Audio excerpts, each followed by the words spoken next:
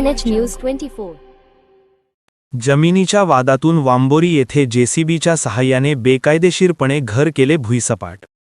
राहुरी तालुक्यातील वांबोरी येथे रहिवासी कय्यूम खुदाबख्श खान वय वर्ष 65 यांच्या कुटुंबावर सर्व सीमा व कायद्याची भीती व तमा न बाळगता अन्याय होत असून घटनेतील संबंधितांनी ज्या जमिनीवरून वाद आहे त्या जागेतील त्यांचे राहते घर जेसीबीच्या सहाय्याने आज रविवार दिनांक 15 फेब्रुवारी रोजी सकाळी 11च्या सुमारास पाडून जमीनदोस्त केल्याची संतापजनक प्रकार घडून आला आहे।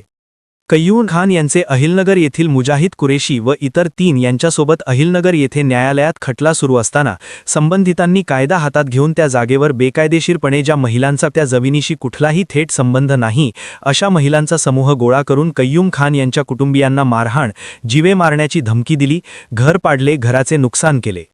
त्या महिलांनी तिथे तळ ठोकला व खान कुटुंबाला बेघर केले। याबाबत वृत्त देखील प्रसारित झाले।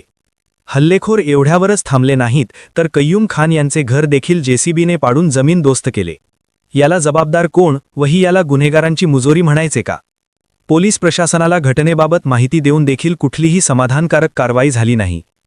जर प्रशासनाकडून वेळीच या घटनेबाबत तत्परता दाखवली असती तर हा अनर्थ टळला असता। सर्वसामान्य खान कुटुंबियांनी नेमकी न्याय मागायचा तरी कुणाकडे? प्रशासन नेमकी कोणाच्या दबावाखाली आहे की यात काही राजकीय हस्तक्षेप आहे असा गंभीर आरोप खान कुटुंबियांकडून करण्यात येतोय। विशेष म्हणजे यातील संबंधित व्यक्ती हा अवैध गोवंश तस्करीशी निगडीत असून त्यावर अवैध गोवंश हत्या या प्रकारचे गुन्हे दाखल असल्याची माहिती मिळतेय। आता बेकायदेशीरपणे खान कुटुंबियांचे घर जमीनदोस्त करण्यात आले आहे, ते कुटुंब उघड्यावर पडले आहे, त्यांचे हक्काचे छत्र हरपले आहे। आता तरी प्रशासनाला जाग येईल का की जीव गेल्यानंतर खान कुटुंबियांना न्याय मिळणार आहे? प्रश्न सर्वसामान्य नागरिक विचारत आहेत। आता तरी घटनेतील सर्व दोषींवर कारवाई होणार का? खान कुटुंबियांना न्याय मिळणार का हे पाहणे महत्त्वाचे आहे। झोपलेल्या प्रशासनाला आता तरी जाग येणार का असा आरोप खान कुटुंबीय करत आहेत।